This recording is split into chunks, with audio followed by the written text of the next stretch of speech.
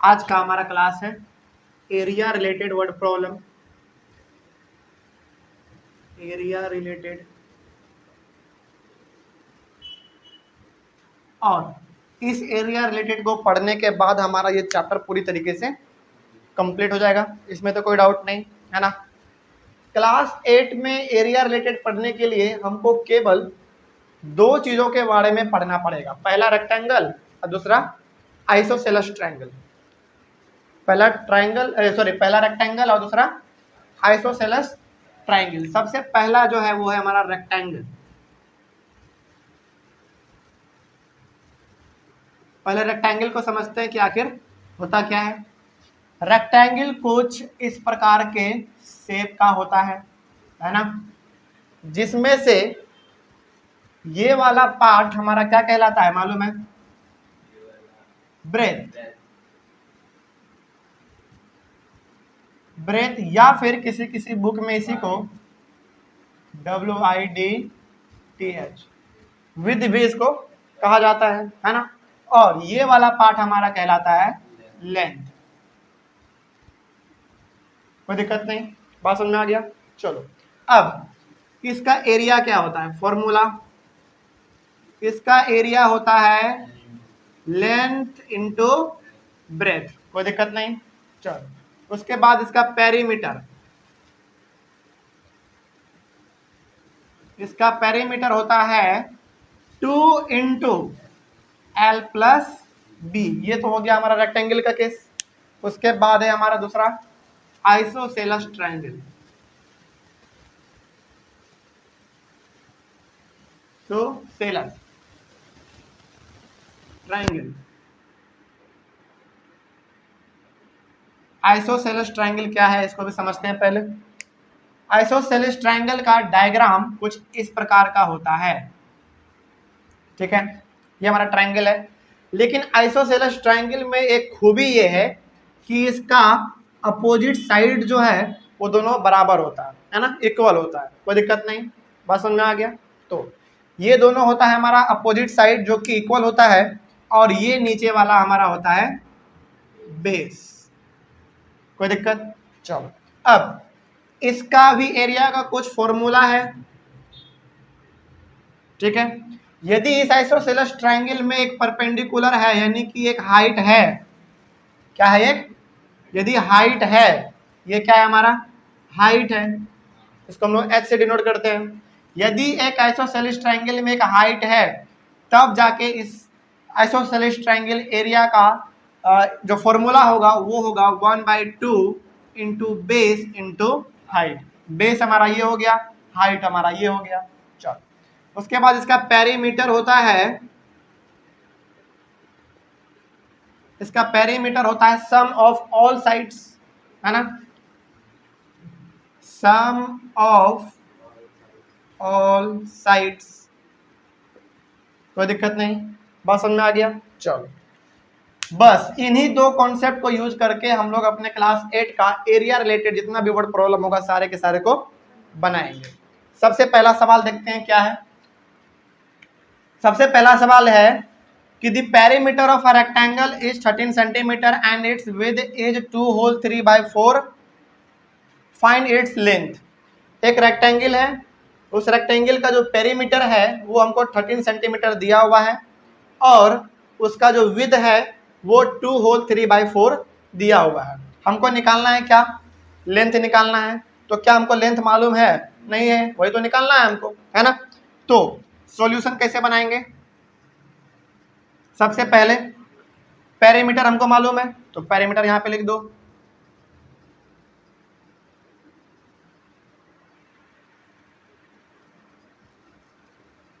Perimeter is equal to 13 centimetre, ये हमको दिया हुआ है। उसके बाद विड्थ बोलो या फिर ब्रेथ बोलो, दोनों बात सेम है। तो यहां पे हम लोग लिख देते हैं विड्थ इज इक्वल टू, इसको सॉल्व करते हैं, कितना हो जाएगा 11/4। अच्छा ये यूनिट सेंटीमीटर में दिया हुआ होगा, चलो तो यहाँ पे लिख लो सेंटीमीटर, ठीक है। 11/4 सेंटीमीटर, कोई दिक्कत नहीं। अब हम लोग सॉल्व करेंगे, क्योंकि हमको निकालना है लेंथ, तो हम लोग क्या मान लेंगे, let the length be x। ठीक है, तो यहाँ पे हम लोग मान लेते हैं let the length be x। कोई दिक्कत नहीं, लेंथ को हम लोग x मान लिए। अब आगे बनाते हैं, चलो यहीं पे बना दें, जगह है अभी यहाँ पे, देखते हैं। अब जरा देखो तो, लेंथ हम लोग मान चुके हैं x, पेरीमीटर हमको दिया हुआ 13 सेंटीमीटर और हमारे पास विड्थ भी यहाँ पे गिवन है। तो यहाँ पे अब हमारे पास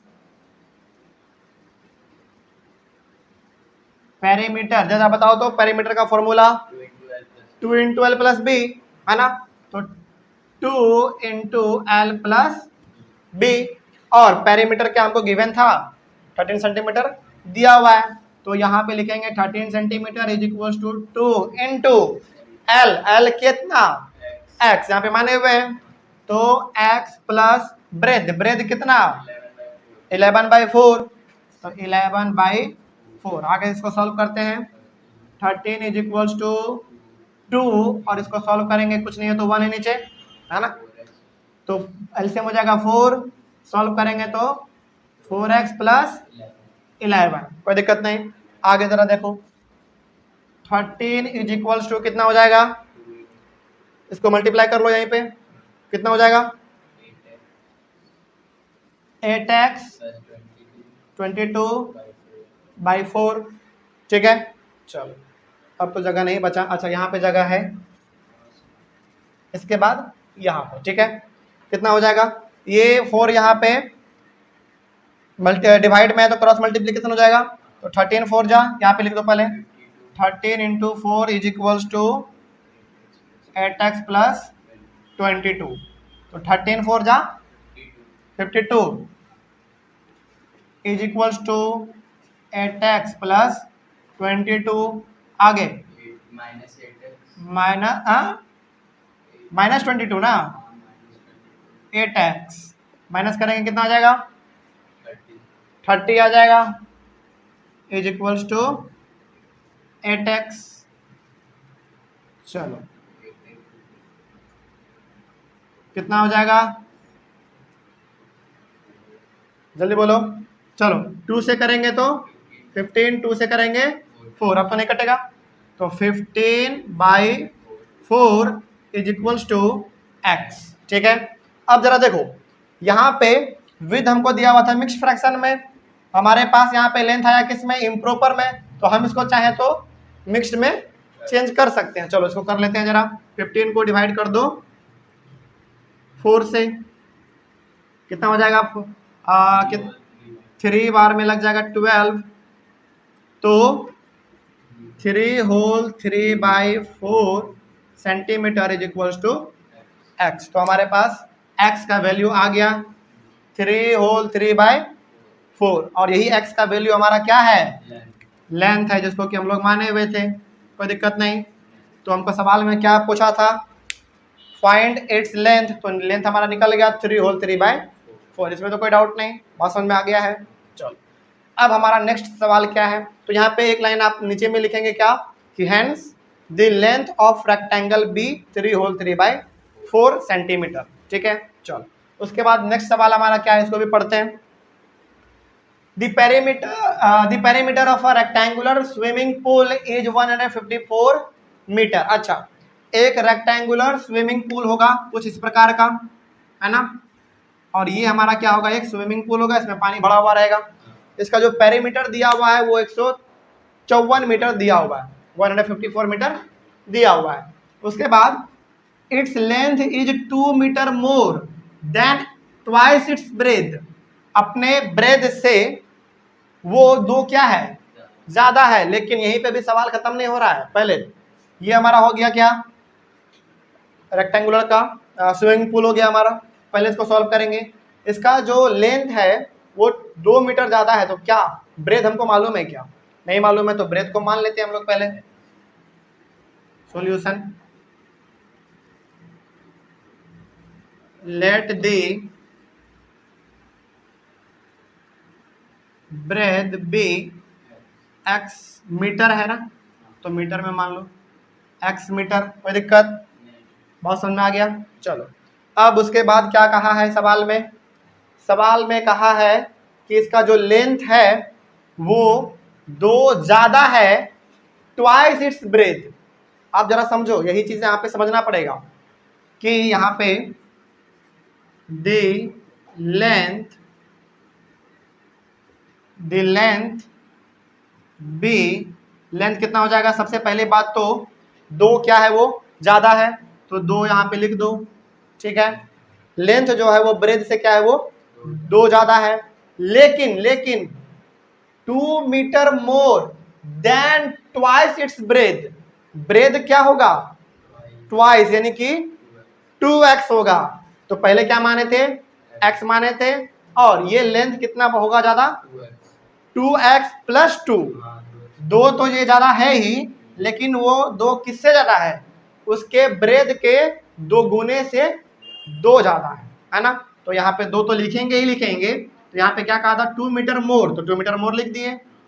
देन ट्वाइस इट्स ब्रेथ, और ब्रेथ को ट्वाइस कर दो, यानी कि 2x कर दो। तो x माने थे, ट्वाइस कर दो, यानी कि उसमें 2 मल्टीप्लाई कर दो, 2x हो जाएगा। तो 2x प्लस 2, ये हो गया हमारा क्या? लेंथ हो गया, और पेरीमीटर तो पहले से दिया हुआ है। तो चलो अब क्या बन जाएगा? According to the question, perimeter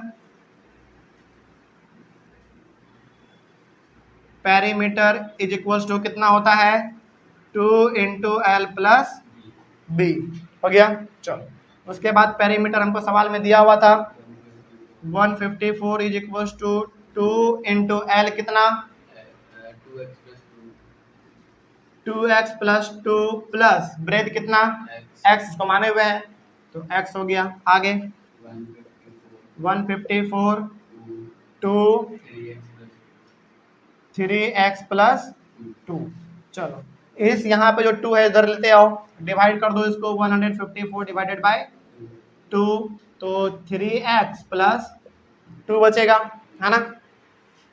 अब जरा बताओ हमको कि इसको जब डिवाइड करेंगे तो कितना आएगा? 77 is equals to 3x plus 2, ठीक है। चलो अब इधर बना देते हैं थोड़ा, यहाँ पे जगह है। 70 minus 2 is equals to 3x, 75 आ जाएगा। 75 is equals to 3x, 75 divided by 3 is equals to x, कितना आ जाएगा? 25। तो 25 metre is equals to x। अब जरा बताओ हमको, क्या x हमारा ब्रेथ था, और ब्रेथ का आ गया डायमेंशन कितना? 25 मीटर, ठीक है। तो ये जो इसका चौड़ाई होगा स्विमिंग पूल का, वो कितना हो जाएगा हमारा? 25 मीटर हो जाएगा, ठीक है। अब हमारा क्या निकालना है? लेंथ निकालना है ना, क्योंकि सवाल में पूछा था what are the length and the breadth. तो लेंथ तो हमारा निकल गया, सॉरी ब्रेथ निकल गया हमारा 25 मीटर। निकालना है अब हमारा, नहीं ब्रेथ निकल गया है, ब्रेथ निकल गया है, अब हमको निकालना है लेंथ, और लेंथ हमारा ये है। तो क्या अब x के जगह पर 25 पुट कर देंगे तो बन जाएगा? चलो जरा करके देखते हैं, कहाँ पे बना दें। चलो यहाँ पे हमारे पास कुछ थोड़ा सा जगह जो है बचा हुआ है ना। इतना लिखने के बाद यहाँ पे लिखोगे, ठीक है। कितना हो जाएगा? लेंथ हमारा, लेंथ है हमारे पास 2x प्लस 2, तो 2 इंटू एक्स की जगह पे 25 प्लस 2, कितना हो जाएगा? 50 प्लस 2 52 मीटर, हो गया। तो लेंथ हमारा आ गया 52 मीटर, और ब्रेथ आ गया हमारा 25 मीटर। इस प्रकार का सवाल अब बन जाएगा। चलो ये तो हो गया हमारा रेक्टेंगल से रिलेटेड सवाल। इसके बाद हम लोग एक देख लेंगे अपना आइसोसेलेस वाले ट्रायंगल का, ठीक है। चलो फटाफट इसको नोट करो। नोट करने के बाद हम लोग आगे बढ़ेंगे। इस सवाल का कहाँ से कहाँ तक था? पहले ये था, है ना, पहले ये था, उसके बाद फिर ये था, उसके बाद यहाँ के बाद ये था, है ना। और इस सवाल का पहले ये था, फिर ये था, फिर ये था इतना इधर, और उसके बाद फिर ये था, है ना। चलो इसको लिख लो जल्दी, उसके बाद फिर हम लोग आगे चलेंगे। हमारे पास दो और सवाल है एरिया से रिलेटेड। पहला सवाल क्या है? पहला है the width of a rectangle is 2/3 its length. इसका जो विड्थ होगा, जो चौड़ाई होगा, वो 2/3 होगा इसके लेंथ से। पहले तो लेंथ मालूम करना पड़ेगा, है ना। तो सॉल्यूशन बनाएंगे इसका। Let the length be x. कोई दिक्कत नहीं, बात समझ में आ रहा है। एक्स मीटर ले लेते हैं क्योंकि यूनिट यहाँ पे हमारे मीटर में दिया हुआ है, तो एक्स मीटर लिख लो, ठीक है। अब एक्स मीटर हो गया तो इसका 2/3 होगा ना इसका विड्थ, क्योंकि सवाल में ही कहा है 2/3 इट्स लेंथ। इसके लेंथ से 2/3, तो द विद बी 2/3 यानी कि 2/3x मीटर हो गया। उसके बाद पेरीमीटर हमको यहाँ पे दिया हुआ था, तो according to the question perimeter is equals to 2 into L plus B. और पेरीमीटर सवाल में हमको दिया हुआ है 180 मीटर, है ना। 180 is equals to 2 into L, कितना हो गया हमारा x प्लस 2/3x। आगे सॉल्व करते हैं। 180 इज इक्वल्स टू 2 इंटू, और यहाँ पे कुछ नहीं है तो 1 है, कितना हो गया एलसीएम 3x प्लस 2x, ठीक है। आगे 180 इज इक्वल्स टू, चलो ये 2, अच्छा चलो अभी कर लेते हैं पहले। 2 इंटू कितना हो गया 5x/3। आगे देखो ये 2 हमारा यहाँ पे मल्टीप्लाई में है, इधर आ जाएगा डिवाइड हो जाएगा। 180/2 बचा क्या 5x/3, ठीक है। आगे यहाँ पे बनाते हैं, इसको डिवाइड करेंगे 90 आ जाएगा।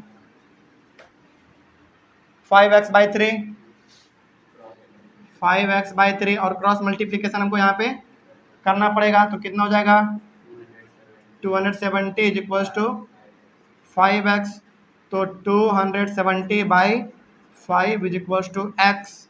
कितना हो जाएगा जरा इसको करो, डिवाइड करो। 270 को डिवाइड करते हैं 5 से, तो 5×5 = 20, 25 और 54, है ना। तो 54 इज इक्वल्स टू x, और x हमारा क्या आ गया, यानी कि x का जो वैल्यू आया है ये हमारा निकला किसका, लेंथ निकल गया। तो hence length is equals to 54 metre, है ना। उसके बाद फिर ब्रेथ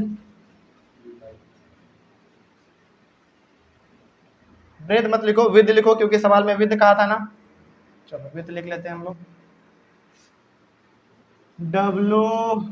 WIDTH कितना था विद भाई 2/3 इंटू एक्स था, 2/3 इंटू एक्स, यानी कि चलो यहाँ पे इसको थोड़ा सा और आगे बढ़ा लेते हैं। इसके बाद 2/3 इंटू एक्स का वैल्यू कितना 54, है ना। तो कितना आ जाएगा, एक बार में और 8 बार में 18, तो 2 और 18 कितना होगा 36 मीटर। कोई दिक्कत नहीं। तो हमारे पास लेंथ आ गया कितना 54 मीटर और ब्रेथ आ गया हमारे पास 36 मीटर। कोई दिक्कत नहीं, बात समझ में आ गया है। चलो अब एक सवाल है हमारे पास आइसोसेलेस ट्रायंगल वाला, इसको भी बना लेते हैं, उसके बाद यहीं पर हमारा चैप्टर खत्म हो जाएगा। The base of N isosceles triangle is, चलो बेस का बात कर रहा है ना। चलो सबसे पहले तो एक ट्रायंगल बना लेते हैं हम लोग यहाँ पे छोटा सा इस प्रकार का, ठीक। इसका कुछ नाम दे देते हैं, फॉर एग्जांपल ABC।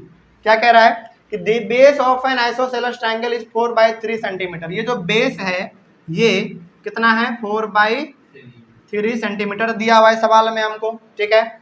उसके बाद the perimeter of the triangle is 4 whole 2/15 और पेरीमीटर भी हमको दिया हुआ है ना। What is the length of either of the remaining equal side, यानी कि इन दोनों इक्वल साइड का, और हम लोग जानते हैं आइसोसेलेस ट्राइंगल है तो ये दोनों साइड क्या होगा, इक्वल होगा, है ना। तो अब जरा बताओ कि यदि ये साइड मान लेते हैं ए है तो ये भी कितना होगा, ए होगा, क्योंकि दोनों साइड बराबर होते हैं, है ना। यदि ये 4 सेंटीमीटर तो ये भी 4 सेंटीमीटर, यदि ये 9 सेंटीमीटर तो ये भी 9 सेंटीमीटर। अब आगे बढ़ते हैं अपने सवाल में, देखो तो जरा सॉल्यूशन इसका बनाते हैं। सबसे पहले तो हम लोग क्या करेंगे, इसके इक्वल साइड को ए मान लेंगे। क्या मान लेंगे, ए मान लेंगे। तो let the equal sides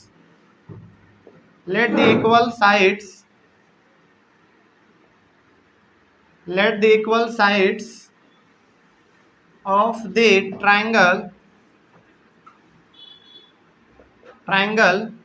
B A मान लिए, ठीक है। अब अकॉर्डिंग टू द क्वेश्चन के हिसाब से बताओ पेरीमीटर क्या है, इसका पेरीमीटर होता है सम ऑफ ऑल साइड्स, तो सम ऑफ ऑल साइड्स। चलो इसका पेरीमीटर हमको गिवन है, कितना है पेरीमीटर इसका, 4 होल 2/15। इसको सॉल्व कर लो, यहीं पे कितना हो जाएगा, 62/15 is equals to sum of all sides. अब जरा बताओ तो, एक ए यहाँ पर है प्लस एक ए यहाँ पर है प्लस इसका बेस कितना है 4/3 दिया हुआ, ये हमको सवाल में था। चलो आगे बढ़ते हैं। 62/15 is equals to 2a plus 4/3, कोई दिक्कत नहीं। चलो अब थोड़ा सा हम लोग इसको यहाँ पे बना लेते हैं, यहाँ पे जगह है अभी, है ना। चलो 62/15 इज इक्वल्स टू एलसीएम ले लेंगे, कितना आ जाएगा, 3 ही आएगा, है ना। तो कितना हो जाएगा एलसीएम, 6a प्लस 4। चलो आगे बढ़ते हैं। 62/15 इज इक्वल्स टू, अच्छा अब यहाँ पे हम क्रॉस मल्टीप्लिकेशन कर सकते थे, है ना। चलो एक स्टेप क्यों बढ़ाना, यहाँ पे हम लोग क्रॉस मल्टीप्लिकेशन ही डायरेक्ट कर लेते हैं। 62 इंटू 3 कितना हो जाएगा, कितना हो जाएगा 186 is equals to 15 into 6a कितना हो जाएगा 98। सही में देख लो एक बार, 15 छके 90, तो 90a प्लस 60 हो गया। आगे बढ़ते हैं। 186 में माइनस कर दो 60 को, कितना बचेगा 90a। आगे 126 इज इक्वल्स टू 90a। आगे कहाँ बना दिया जाए, चलो आगे यहाँ ऊपर बना देते हैं, ठीक है। इसके बाद से यहाँ पे जगह है हमारे पास, 126 इज इक्वल्स टू 90a, तो 126 divided by 90 is equals to a। जरा बताओ अब, चलो इसको 3 से करते हैं तो 30 टाइम्स लग जाएगा, इसको 3 से करेंगे तो 43 की 42 ना, 42 कितना और कटेगा क्या, हाँ 3 से कटेगा, ये कितने बार में 10 टाइम्स, और ये कटेगा 14 टाइम्स। अब तो नहीं कटेगा, अब कटेगा 2 से कटेगा, है ना। चलो पहले यहाँ पे लिख लेते हैं, नहीं तो बहुत ज़्यादा घिसा पिटा हो जाएगा। 14/10 इज इक्वल्स टू a, इसको काटेंगे 7 और इसको 5, यानी कि 7/5 इज इक्वल्स टू a। यही हो गया हमारा a का वैल्यू।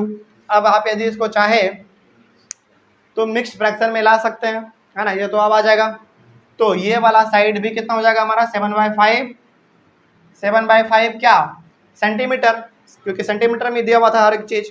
तो 7/5 सेंटीमीटर ये भी और 7/5 सेंटीमीटर ये भी, कोई दिक्कत नहीं। अब तो ये हमारा था पूरा का पूरा एरिया रिलेटेड सवाल, जिसमें कि हम लोगों को मिलनी 2 केस पढ़ना था, एक रेक्टेंगल के बारे में और एक ट्रायंगल के बारे में, वो भी आइसोसेलेस ट्रायंगल। अच्छा मान लो आइसोसेलेस ट्रायंगल के अलावा यदि नॉर्मल ट्रायंगल दे दे जिसका कि तीनों साइड अलग अलग होता है, तो क्या अब वो भी बन जाएगा, उसमें भी कोई दिक्कत नहीं होगा, बस उसका पेरीमीटर अलग होता है, लेकिन एरिया का फॉर्मूला तो 1/2 इंटू बेस इंटू हाइट ही रहेगा, है ना, वो भी बन जाएगा। अब आइसोसेलेस वाला आएगा तो भी ये भी बन जाएगा। क्या इसमें अब कोई भी समस्या, बात समझ में आ गया है? चलो इसको फटाफट नोट करो। और आज का क्लास यहीं पे हमारा एंड होता है, और क्लास तो एंड होता ही है और ये चैप्टर भी एंड होता है। इसके बाद हम लोग चलेंगे अपने नेक्स्ट चैप्टर। नेक्स्ट चैप्टर हमारा कौन सा है? नहीं मैथ में क्वाड्रिलेटरल, एनसीईआरटी के हिसाब से क्वाड्रिलेटरल है, तो हम लोग पढ़ेंगे अपना क्वाड्रिलेटरल इसके बाद। चलो उसको फटाफट नोट करो।